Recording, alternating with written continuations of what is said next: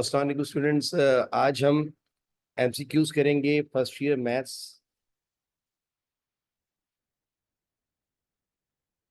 Chapter number 6 permutation and combination. इस chapter के MCQs थोड़े बहुत आपको याद दिलाएंगे चैप्टर 7 के एमसीक्यूज के हवाले से, जब हम 7 करेंगे इसके बाद। आइए, नंबर 1,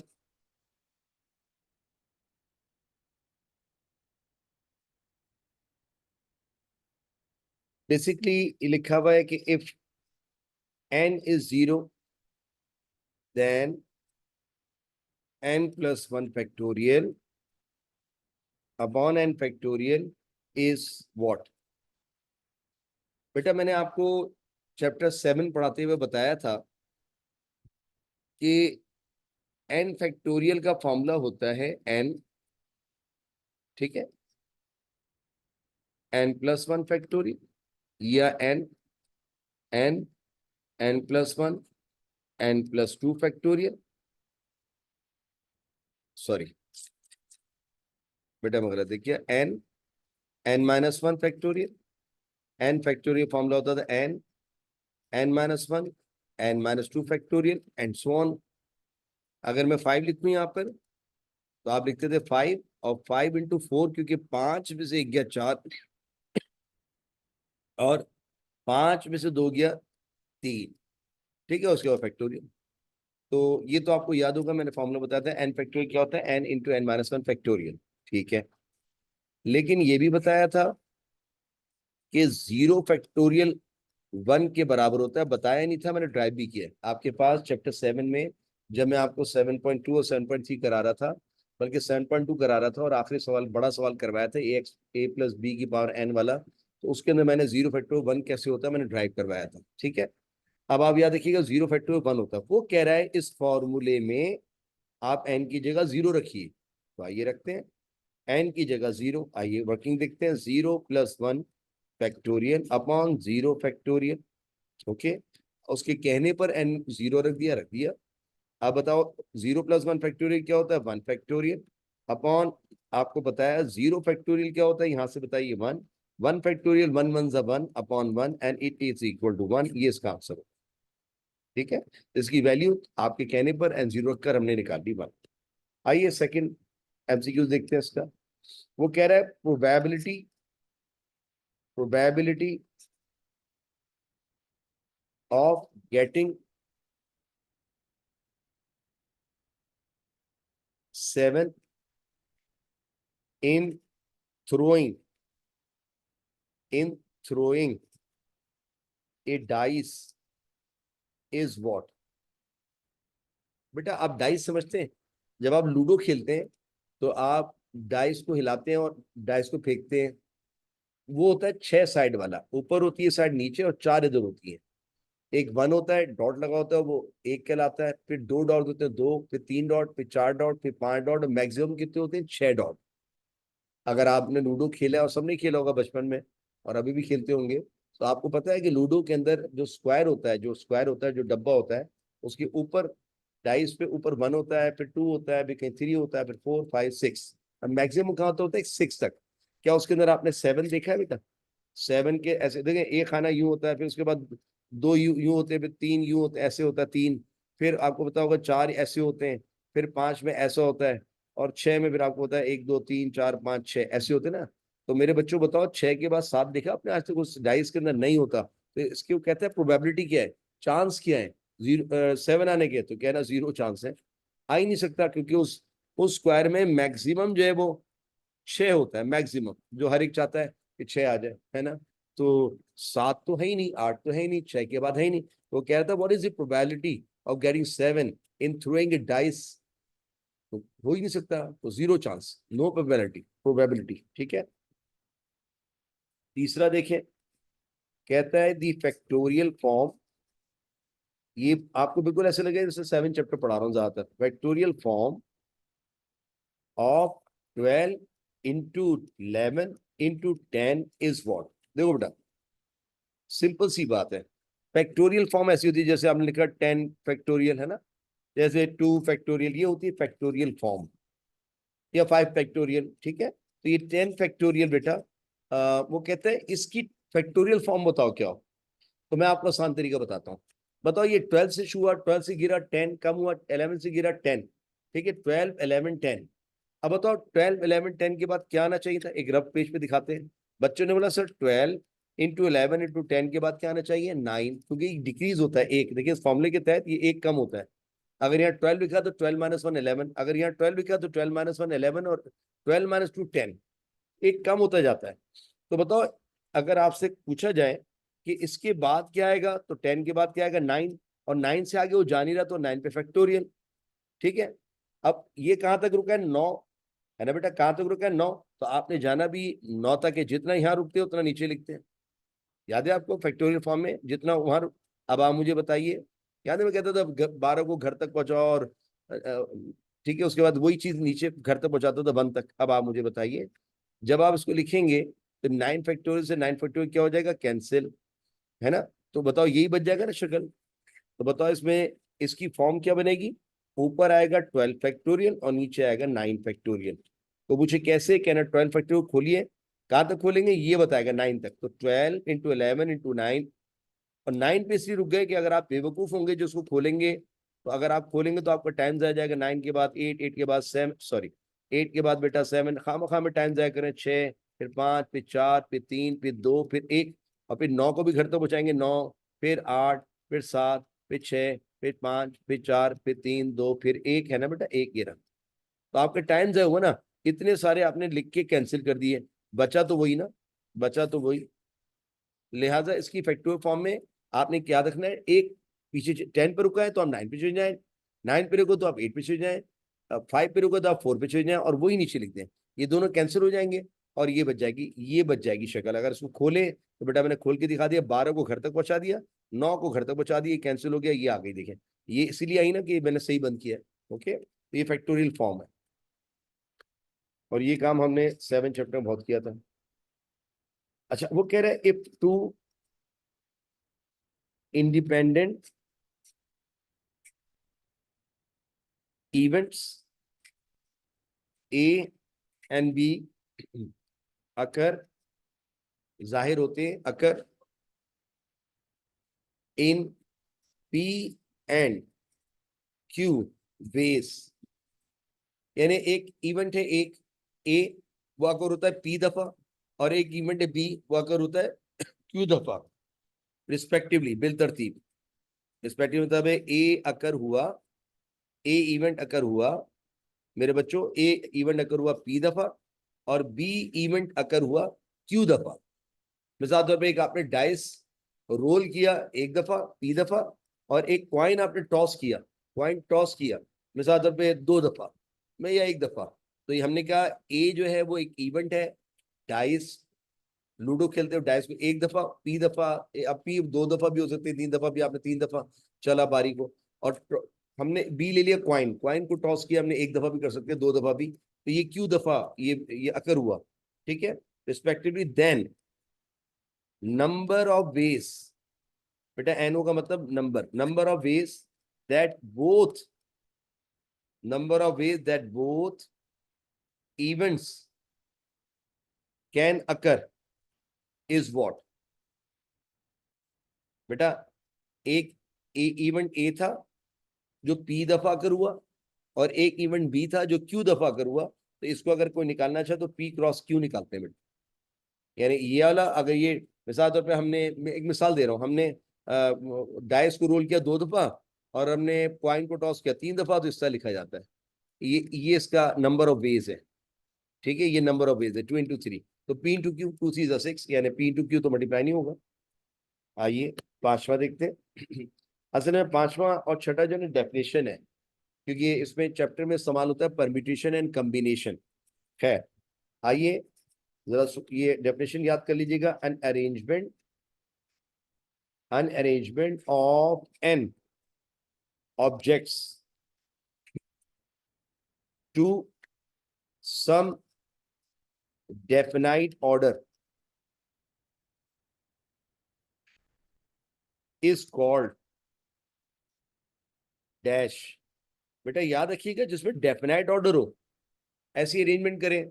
जिसमें डेफिनेट ऑर्डर में साथ तौर पे मैं क्लास में बच्चों को एक खास ऑर्डर से बिठाऊं, बड़ी हाइट वाले पीछे जाएं, छोटी छोटी हाइट, उससे बड़ी हाइट, उससे बड़ी हाइट, उससे बड़ी हाइट, या उम्र के लिहाज से बताऊं, पहले कम उम्र का बच्चा, फिर उससे ज्यादा उम्र, फिर उससे ज्यादा, फिर उससे ज्यादा उम्र। ठीक है, तो ये खास ऑर्डर में आप अगर रिप्लेस करें, अरेंजमेंट करें किसी भी चीज की, तो इसको कहते हैं परम्यूटेशन। परम्यूटेशन, और इसी का नाम, क्योंकि चैप्टर का नाम है कम्बिनेशन एंड परम्यूटेशन, तो इसी का अगर हम अरेंजमेंट ना करें, डेफिनेट ऑर्डर ना हो, ऐसे ही अरेंज कर दिया आपने, तो उसे कम्बिनेशन कहते हैं। An arrangement of N objects, n objects मतलब है, जैसे ऊपर एन थे, 5 बच्चे हैं, उनको हमने 5 बच्चों को लिया, एन ऑब्जेक्ट 5 बच्चे, तो उनको सम डेफिनेट ऑर्डर में कर दिया। तो ये परम्यूटेशन कहलाएगा। अरेंजमेंट ऑफ ऑब्जेक्ट्स, ठीक है, विदाउट विदाउट एनी ऑर्डर, कोई ऑर्डर ना हो, मतलब क्लास में मैंने कहते कोई भी कहीं बैठ जाए बेटा, उम्र के लिहाज से भी नहीं, कद के लिहाज से भी नहीं, ऑर्डर ना हो, तो उसे कहते हैं कम्बिनेशन। यही चैप्टर का नाम, कम्बिनेशन।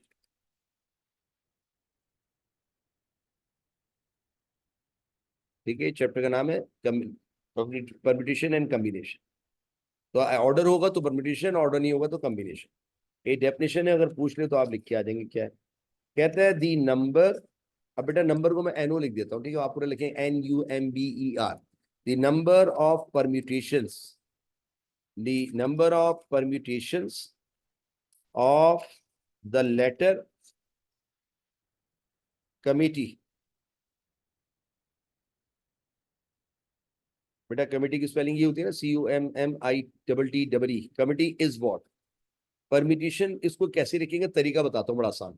पहले होता है आप टोटल कमिटी में जो अल्फाबेट इस्तेमाल हो वो गिने, 1 2 3 4 5 6 7 8 9, गिन लें, 1 2 3 4 5 6 7 8 9। तो जो 9 है वो ऐसे लिखे आप। और अब आप बताइए इसमें रिपीटेड कौन कौन है। एम 2 दफा रिपीट हुआ, टी 2 दफा रिपीट हुआ, जो रिपीट हो वो लिखते हैं, और ई 2 दफा रिपीट हुआ। तो इस 9 लेटर्स में M is repeated 2 times, T T is repeated 2 times, and E E is repeated 2 times, एक खास ऑर्डर में। एम एम एक ऑर्डर में 2 दफा रिपीट हुआ, टी टी 2 दफा, और ई 2 दफा। तो ये इसको कहते हैं, ये इसका आंसर होगा। ठीक है, इसको ठीक करके आ जाएगा, इसको लिखने का अंदाज है। आइए 8वां देखते हैं। अगर सवाल कह रहा है आर और एन बराबर हो, देन एन पी आर की वैल्यू बताइए। पहले मैं सबसे पहले एक बात बता दूं, मैंने अपने बच्चों को एनपीआर का फॉर्मूला बताना है, ये परम्यूटेशन का फॉर्मूला है। एनपीआर का फॉर्मूला होता है N factorial upon N minus R factorial. ये है एनपीआर का फॉर्मूला, ये मैं आगे लिखवा भी दूंगा, ये भी पूछा जाता है। हाँ, बच्चे कह रहे हैं सर एनसीआर का फॉर्मूला भी तो ये था। नहीं नहीं नहीं, वो ये नहीं था, वो था एन फैक्टोरियल अपॉन, यहां आता था R factorial into N minus R factorial, ये अलग होता था बेटा। ठीक है, ये फॉर्मूले भी मैं एमसीक्यूज में लिखवा दूंगा आपको, लेकिन अभी मैंने आपके लिए लिख दिए। अभी तो परम्यूटेशन की बात हो रही है, तो ये जरा फॉर्मूला मैच कीजिए। हाँ, लेकिन आपने पहले इसको लिखा एस एनपीआर का फॉर्मूला, आप देख के बता दीजिए क्या होता है बेटा। N factorial upon N minus R factorial. अब आपने करना क्या है, वो कह रहा है आर और एन बराबर ले लो। अब आपकी मर्जी है, आप आर को एन ले लें या एन को आर ले लें, आप जो बोले। चले, मैंने एन एन को आर ले लिया, चले। अब आप एन को आर लेंगे, हर एन की जगह आर, हर एन की जगह आर। आपका दिल चाहे तो आप आर की जगह एन लिख दें, तो यहाँ एन की जगह आर की जगह एन, और यहाँ आर की जगह एन। फर्क कोई नहीं पड़ेगा, दोनों मान, आप आर को एन ले लें या एन को आर ले लें। मैंने क्या किया है, एन को आर ले लिया। अब ये हो जाएगा आर पी आर, यानी जो ऊपर हो वही नीचे हो, तो उसकी शक्ल क्या आती है देखते हैं। आर माइनस आर इज 0, और मेरे बच्चों को पता है 0 फैक्टोरियल मैंने ड्राइव किया हुआ है 1 होता है। तो मेरे बच्चों ने लिखा R P R is equal to R factorial upon 1। Upon 1 लिखते नहीं, R P R is R factorial. अच्छा, याद रखने वाली बात यह है कि अगर p के ऊपर भी और नीचे भी सेम नंबर हो, 2 2 हो, 3 3 हो, 4 4 हो, 5 5 हो, 10 10 हो, अगर 10 10 है तो 10 फैक्टोरियल, 5 5 है तो 5 फैक्टोरियल आंसर, 6 6 है तो 6 फैक्टोरियल आंसर, 7 7 है तो 7 फैक्टोरियल आंसर, और 3 3 है तो 3 फैक्टोरियल आंसर। ठीक है, कैसे होता है मैंने आपको ड्राइव कर दिया, जब आर और एन बराबर हो। ओके, 9 देखते क्या कह रहा है। ठीक है, देखिए, दी नंबर ऑफ वेज, बेटा नंबर को वही स्पेल कर लीजिएगा, मैं स्पेल एनो कर रहा हूं। ठीक है, the number of ways that a necklace of N beads of different colour can colour be made is what. बेटा नेकलेस, जी खवातीन पहनती हैं, लड़कियां पहनती हैं, नेकलेस राउंड होता है। ठीक है, जब गले में डालते हैं तो राउंड हो जाता है ना। राउंड चीज की जब भी वो ये पूछे कितने बेस में, अब वो कह रहे हैं जो बीट्स लगी हैं, बीट्स मतलब वो मोती जो लगी है उसके अंदर, वो कितने तरीकों से, तो याद है कि राउंड चीज में कोई भी चीज हो राउंड, तो उसके नंबर ऑफ वेज होते हैं n-1 फैक्टोरियल होता है।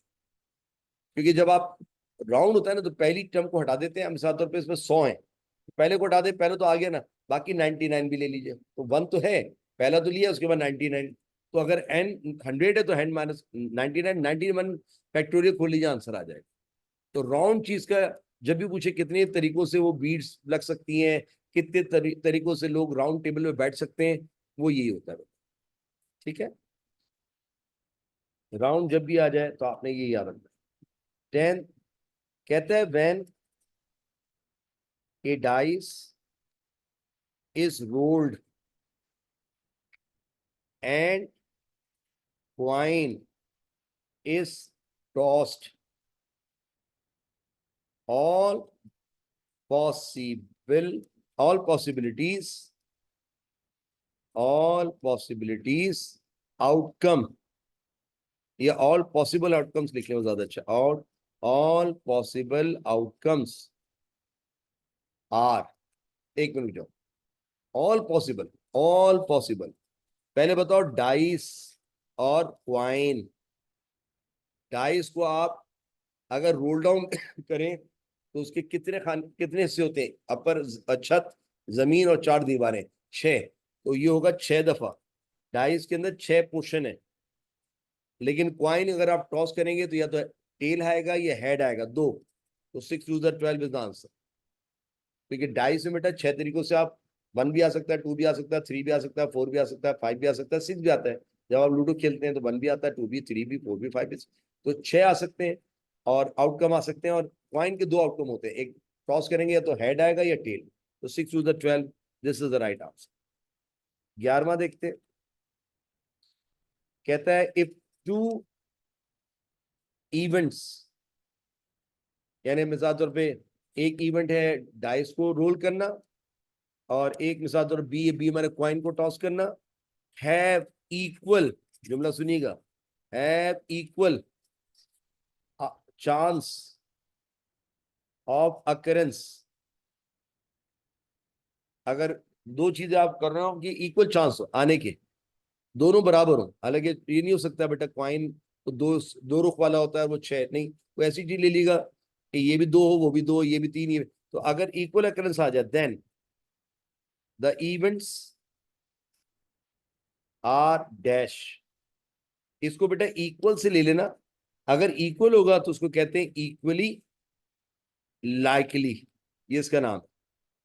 अगर इक्वल हो जाए ए और बी के अग्रंश दोनों एक जैसी आ जाए, आप उसको मिसाल को हटा दें क्वाइन और वो डाइस, अगर इक्वल अकरेंस आ जाए तो इक्वली लाइकली इसका नाम है।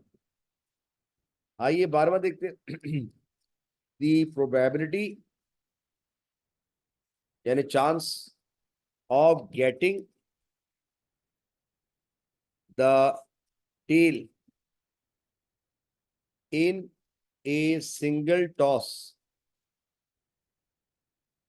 Of a coin is what. बेटा the probability chance of getting the tail in a single toss. पहले बताओ, टॉस जानते हो? टॉस एक सिक्का है, सिक्के को जब टॉस करते हैं तो एक हेड होता है और एक टेल होता है। वो कहता है टेल आने के क्या चांसेस है? तो बताओ, टेल एक होते हैं, दो होते हैं? टेल एक होते हैं तो एक चांस है, लेकिन उसके रुख कितने होते हैं? दो रुख होते हैं। तो 1/2 इज द चांस, यानी 0.5, 0.5 का था आधा, यानी 50-50% चांस होते हैं टेल टेल के आने के, हेड के आने के। क्योंकि 1/2 मीन्स आधा, आधा मतलब 0.5। तो कोई पूछे अगर आप टॉस करते हैं कॉइन को तो टेल के आने के चांसेस क्या है? कहना सर टेल एक ही दफा आ सकता है, या तो टेल आ सकता है या हेड आ सकता है। तो एक चांस है आउट ऑफ टू, यानी टेल और हेड में एक ही आ सकता है, या तो टेल आ सकता है या हेड आ सकता है। तो एक चांस है टेल आने का आउट ऑफ टू, क्योंकि दो रुख है उसके। ठीक है, 13, 3 डाइस। अच्छा, अब एक डाइस नहीं है बेटा, 3 डाइस है, आर रोल्ड। उसको ऐसे आपने लूडो के लिए 3 डाइस को रखे, एक से रोल्ड है, रोल डाउन किया टुगेदर, एक साथ, है ना। देन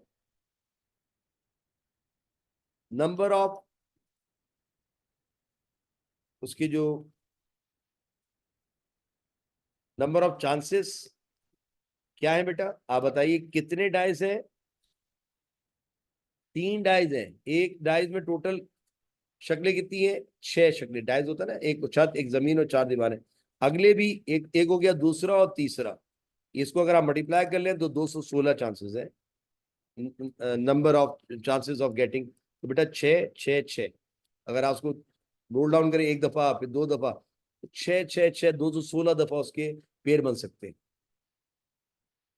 आइए 14 देखते हैं। टू टीम्स, दो टीमें हैं, एक टीम का नाम ए है, एक टीम का नाम बी है बेटा। प्लेइंग मैच, मिसाल में एक मैच खेल रही है, कोई भी क्रिकेट का मैच समझ लीजिए। दी प्रोबेबिलिटी, दो टीमें मैच खेल रही है, दी प्रोबेबिलिटी यानी chance of, the probability that team A does not lose is what. बेटा टीमें कितनी हैं? दो। जितनी होती है उसको नीचे लिख देते हैं, जैसे उस उसके क्वाइन के दो रुख थे तो नीचे लिख दिया टोटल 2। अब बताओ नॉट लूज, भाई देखो टीम जब खेलती है तो कोई जीतती है कोई हारती है, तो उसके चांसेस, चूंकि एक टीम है, दो टीम है, तो दो टीम में से एक टीम के चांस 50-50 होते हैं। दो, या तो ये 50% जीत जाएगी या वो, तो 50-50 चांसेस होते हैं। जब दो ही टीम है तो ज्यादा से ज्यादा टोटल 2 है, और एक टीम के हारने के, ना हारने के चांसेस 0.5 होते हैं, आधे आधे।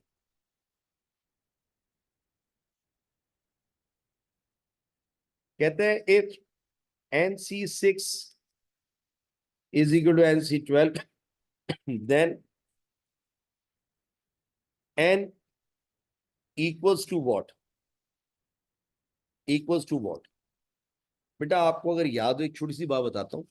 मैंने आपको जब चैप्टर 7 पढ़ाया था, 6 नहीं 7, तो मैंने ऐसे करके दिखाया था आपको। मैंने कहा था 10 को 8 दफा घसीटने से बेहतर है 10 लिखकर 10 में से 8 गया 2। ये खोलना और ये खोलना बराबर आता है। अगर आपको याद है, मैं आपको बताता हूँ, 10C8 खोला था, याद होगा आपको। तो 10 को 8 दफा पीछे लेके आओ, 10 9 8 7 6 5, 8 दफा हुआ, 2 4 6 और 4 और 3, गिन लो कितनी दफा हुआ बेटा। 8 दफा हो गया तो ठीक है बेटा। 3 आखिर में लिखा, ठीक है, लिखा नहीं जा रहा, थोड़ा सा लिख लीजिएगा आप 3। अब बताओ, 1 2 3 4 5 6 7 8, 10 को 8 दफा घसीटा और फिर 8 को घर तक पहुंचाए, 8 7 6 5 4 3 2 1। अब आप खाम खा में इतना टाइम जाया करेंगे, याद है आपको? ये देखेंगे, काटना मुझे अच्छा ही लगता है, देखा काट रहा हूँ काट रहा हूँ काट रहा हूँ काट रहा हूँ। ऊपर क्या बचा? 10 × 9, नीचे क्या बचा? 2 × 1। और अगर देखा जाए तो ये क्या है, ये अगर आप खोलते 10C2 तो 10 को 2 दफा पीछे लेके आओ और 2 को घर तक पहुंचाओ, देखिए शक्ल वही आ गई। तो मैंने आपको बताया था ना कि 10C8 को बेहतर है कि 10C2 खोल लें। 8 दफा खोलेंगे टाइम जाया होगा, मैंने आपको सब दिखाया 7 चैप्टर में। तो बेहतर नहीं है कि इसको इसको आप 10 में से 8 गया 2, तो आप जरा अगर इसको लिखना चाहें, सुने, इसको लिखना चाहें तो ऐसे लिख सकते थे, 10 में से 8 गया तो इसको जरा लिख दें 10 में से 8 गया, तब जाके आ जाएगा 10C2। ऐसे ही होगा ना बेटा। ये जो बोलता था 10 में से 8 गया, मैंने लिख के दिखा दिया। ये बड़े के साथ करते हैं, छोटे के साथ नहीं। अब बताओ, उल्टे हाथ पे NC6, ये तो छोटा है, लेकिन राइट हैंड पे NC12। तो ऊपर वाले में एन में कोई फर्क नहीं आता बेटा, एन एन ही रहेगा। ऊपर 10 है तो सब 10। लेकिन नीचे आप क्या लिखते हैं, 12 दफा घसीटने से बेहतर है N-12। देखो मैंने क्या किया था, N-8, यानी 10-8 लिखा था। तो यहाँ 10 है तो 10-8, यहाँ N है और 12 है तो N-12। बताओ ये से मैच कर लो, यही आया। ठीक है, आपने क्या लिखा, एन ऊपर वाले फर्क नहीं पड़ता, 10-10-10 लिखो। अगर 11 हो तो 11-11-11, अगर 12 हो तो 12-12-12, तो अगर एन है तो N-N-N। लेकिन फर्क ये पड़ता है, 10 में से 8 गया 2, लेकिन एन में से 12 गया, ये लिख देंगे। अब आप बताओ, ये इक्वल आ रहा है, इसका होता है एन एन के बराबर होगा, ये बेकार है, लेकिन नीचे वाला इक्वेट हो जाएगा नीचे वाले से। बेटा ऊपर वाला ऊपर से क्या करोगे, एन जो लो, एन क्या लोगे, हाँ ये लो, 6 बराबर है N-12 के। ये सब करा चुका हूं मैं आपको 7 चैप्टर के अंदर। मेरे बच्चों ने एन कहा, मुझे तना छोड़ दो, 6+12, और 6+12 is 18, and 18 is the required answer। Check करना चाहते हो, चेक कर देते हैं ऐसी रफली चेकिंग। ये तो आंसर आ गया, चेकिंग दिखा देते हैं। ये करने की जरूरत नहीं होगी बेटा, checking just for checking, just for verification. ये था NC6 और ये NC12 बराबर था। कहते हैं एन निकालो क्या है। मेरे बच्चों ने एन निकाली, एन है 18। ऊपर लिखो 18C6 और 18C12। लेकिन आपको पता है 18C6 तो लिखे रहने दो, लेकिन 18 को 12 दफा नहीं, 18 में से 12 गया 6। अब देखने दोनों बराबर आ गए, देखे दोनों बराबर आ गए, दे आर इक्वल। ये इक्वल हो गए, देखें कब, जब एन की जगह 18 लिखा। इस तरह एन निकालते हैं बेटा, ये आपका आंसर। आइए 16वां देखते हैं। कहता है वैल्यू, ये तो खैर मैं ड्राइव कर चुका हूं आपको 7 चैप्टर में। Value of 0 factorial is what. तो 0 फैक्टोरियल की वैल्यू 1 होती है बेटा। नंबर 17 कहता है number of ways in which 5 different letters can be arranged is what. बेटा कितने डिफरेंट लेटर्स हैं, मिसाल तौर पे आप कोई मिसाल ले लें। मिसाल तौर पे हम किसी का नाम ले लेते हैं, 5 लेटर वाला, कामरान मेरा वाला तो नहीं आ सकते, 6। चलो इमरान ले लेते हैं, इमरान। बताओ कितने लेटर हैं, 1 2 3 4 5। अब इमरान को आप IM लिख के ARN भी लिख सकते हैं, IM लिख के आर सॉरी NAR भी लिख सकते हैं, है ना। आई को पीछे कर दे और एम को पहले कर दे, ये ऐसे भी लिख सकते हैं। तो आप इसको कई तरीकों से खोल सकते हैं। पहले आर लिया है, पहले ए लिया, ये पहले, तो इसका मतलब उसको लिखने का अंदाज है 5 फैक्टोरियल।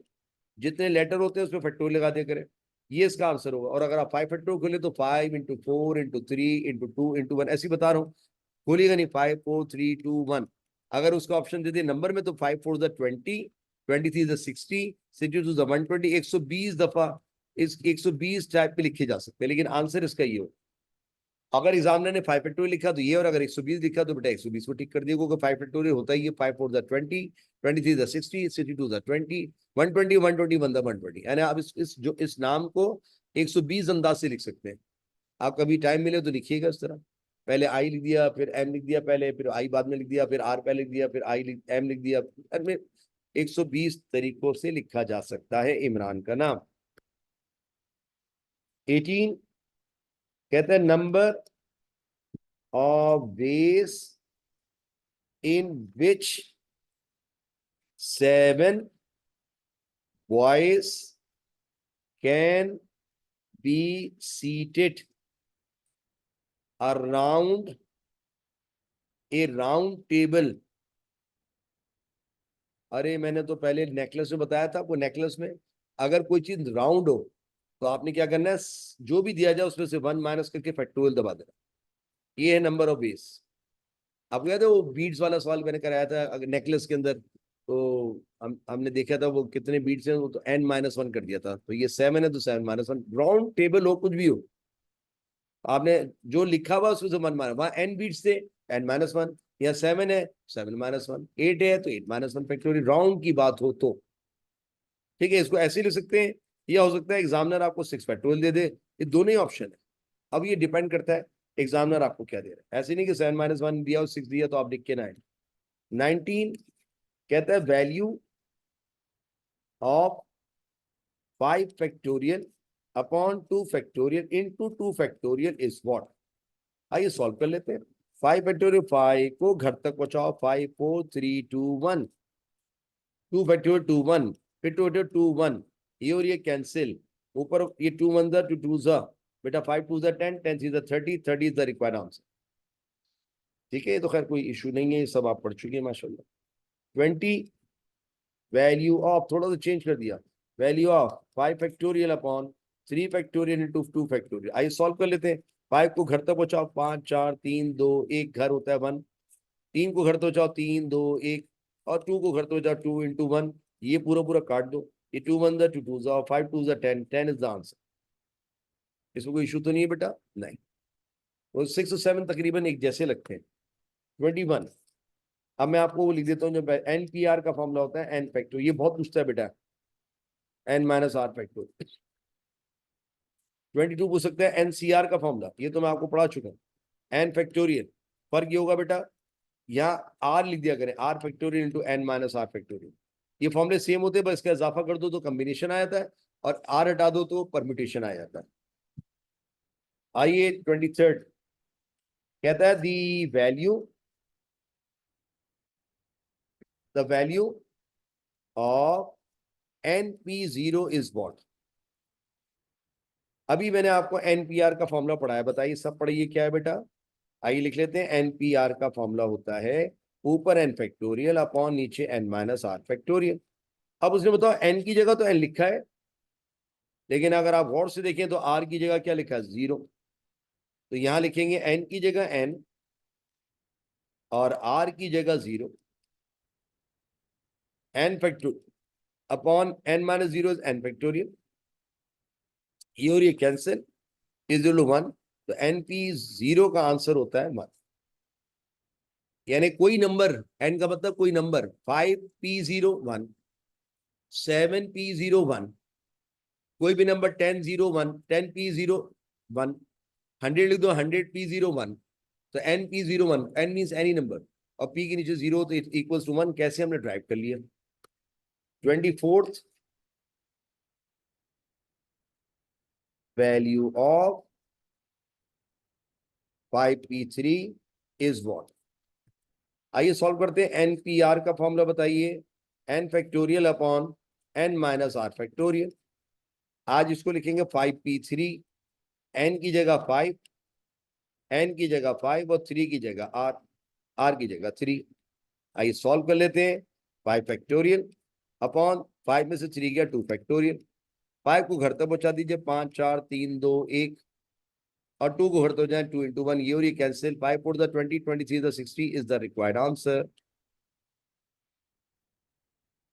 ठीक है बेटा, आइए 25 देखते हैं। कहता है value of 13C11 is what. आइए सॉल्व करते हैं। NCR का फॉर्मूला बताइए। NCR का फॉर्मूला होता है n factorial upon r factorial into N-R factorial. अब आप लिखेंगे 13C11, लेकिन आप एक काम करें ना, इतना लंबा क्यों करें, सॉरी सॉरी सॉरी, आप मुझे शॉर्ट करा दें। आंसर यही आता, लेकिन शॉर्ट करेंगे। 13 को 11 दफा घसीटने से बेहतर है कि आप लिख दे 13 में से 11 गया 2, 13 में से, याद है आपको क्या लिखते थे, 13 में से 11 गया, तो आइए स्टेप बढ़ा देता हूँ, 13 में से 11 गया 2। अब 13 को 2 2 पीछे लिख दें, और 13 को 2 2 और 2 को घर तक पहुंचा दें, कि 2 1 2 6 और 73 6 13 13 78, this is the required answer. बेटा समझ में आया? 13 को 11 दफा घसीट लो तब भी 78 आएगा, उतने नंबर कट जाएंगे। तो 13 में से 11 निकालो, 2 ये खोलो ना, आसान है। आइए 26 देखते हैं। If A dice is rolled, then the probability यानी चांस